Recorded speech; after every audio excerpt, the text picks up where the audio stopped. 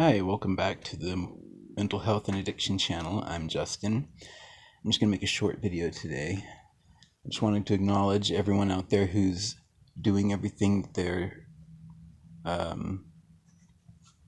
supposed to do and who are trying. Don't quit.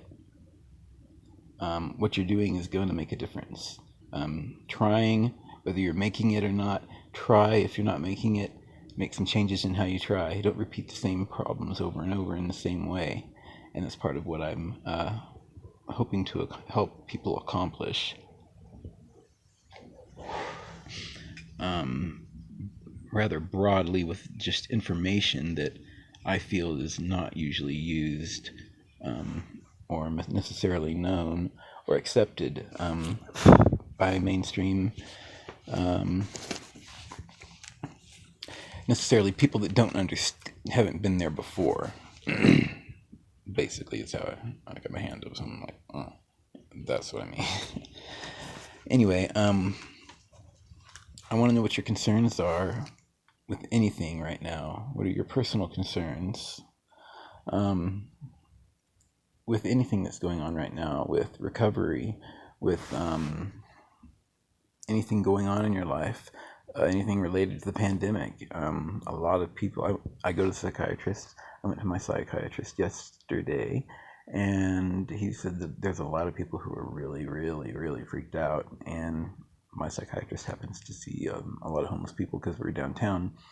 And he said a lot of people are just absolutely scared out of their minds. And, if you're homeless, I mean, can you imagine not being able to go to the place or be sure that you're not going to breathe the same air as other people? That would definitely get on. Even you may not think about it when you have a home, but if you were exposed constantly 24 hours a day, even if you weren't super, the kind of person who would be super worried about something like this, it would have to wear on you, no matter where your psyche is.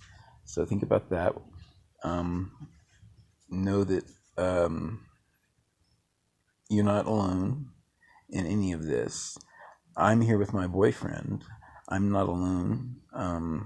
However, some of you are alone, or some of you do have someone you're with and you're driving each other crazy. That can happen. Take some time apart, talk to your friends separately, go to separate rooms if you need to, but just make time for each other and be nice to each other. That's the number one thing. Both have to do it. It takes two. It's not a one-way street. It takes two people. So I want to know what your concerns are, what's going on in your lives. Interesting factoid, and this is my topic for the day, is how poverty affects so much more than just what's going on in the moment. I've said for many years that I wanted to invest in bidets. In general, bidets was my thing. But I'm absolutely freaking serious about it. And I said something's going to happen. America is going to start using bidets. It's just going to happen. There's going to be a virus or something. I've said this for years. Something's going to happen. It's going to come around. Something's going to happen. I've just always said this. Worldwide, they'll make us have to use bidets, or something's going to happen. Anyway, this kind of thing's happening now. On toilet paper, people are rushing on toilet paper because they think that's the only way to clean their ass. I've traveled around the world, honestly, in 26 countries. I've spent a lot of time in Asia. Been to, I think, 12 European countries, 6 or 7 in Asia. Nonetheless, spent a lot of time there, including in India, and a lot of those countries use bidets. And you may think, oh, that's gross or something, but if you do think it's gross and you don't understand what it actually does, it squirts a stream of water. Some of them you can make it to where it's not cold if you're, a baby about it. But you just press a button and it just squirts, and it knows where everyone sits in the exact same spot, and it always hits the spot it's supposed to clean, which is your booty hole. And it cleans it very effectively. And in India, the kind of food they eat may make them have difficult excrement. And these bidets there, and that's in the places where they have running water. But bidets are actually fantastic. They're used in Europe in places where it's first, it's not a third world country. It's first world country like ours, and these bidets that are sometimes fancier and stuff. But nonetheless, I'm not going to keep going on and on about bidets, but they are cool. Nonetheless, now people are apparently buying bidets, and I've been wanting to have invested in it. But part of being poor means that you pay higher interest rates on loans.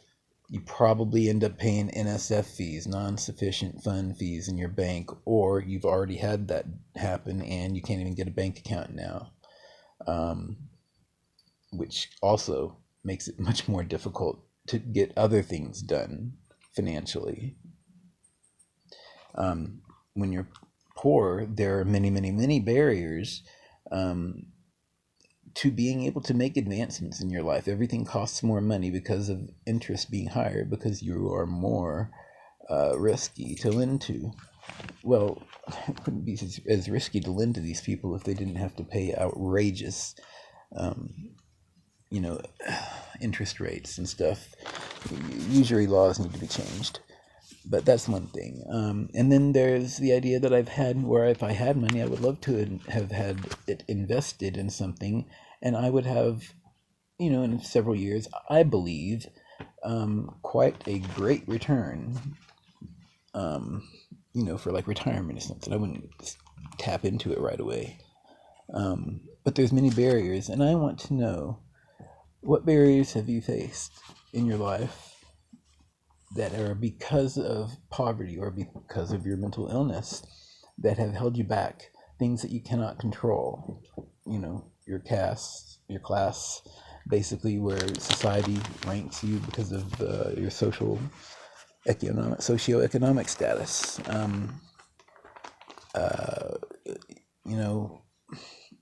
You may not be able to afford to go to college if you don't have a grant that can pay for the college you'd like to go to, or even a scholarship. I have a cousin who had a scholarship, and she was able to go to very excellent schools, but she wouldn't have been able to do that otherwise, I don't think. But she was very studious, and not everyone, even if they are studious, gets those chances. My cousin got lucky. She was a very hard worker. But not all hard workers are rewarded in that way. And so there are walls, and I want to know what walls you guys have faced and how those walls you feel have been placed in your way and what those are due to. But I want to keep telling you guys, you're doing great. I want you to keep trying and keep making those efforts in your life. Please talk to me if you don't have anyone to talk to. I've been wanting to have discussion rather, get started, even if it's just one person. Throw me an idea. What are you thinking about? I really hope you guys are enjoying my videos. I hope I didn't cover up the microphone. I'll go ahead and disconnect before this thing disconnects on me. Hope you guys have a great weekend. The first round of coronavirus stimulus deposits through the CARES Act apparently was submitted for deposit today, Saturday, and I did read this and it was correct, done today. So I haven't received mine yet. My boyfriend hasn't received his yet, and if you haven't received yours yet, don't panic, I guess, because we haven't received ours yet either. So if you have received yours, please let me know. I'd like to know. Anyway, thanks for watching. Please subscribe. The more subscribers I have, the more ways that I can customize this channel, including customizing the URL, which is what you type into the browser to youtube.com/ all those crazy numbers and characters don't make sense. I can make it / mental health and addiction, when I have more subscribers. So for that reason and others, I really do need more subscribers. So thank you for watching. Please share and have a great day. And I want you to say hello and goodbye to my very special friend Pharaoh. Hey Pharaoh. Oh, he's dead. Thanks guys. Subscribe. Peace.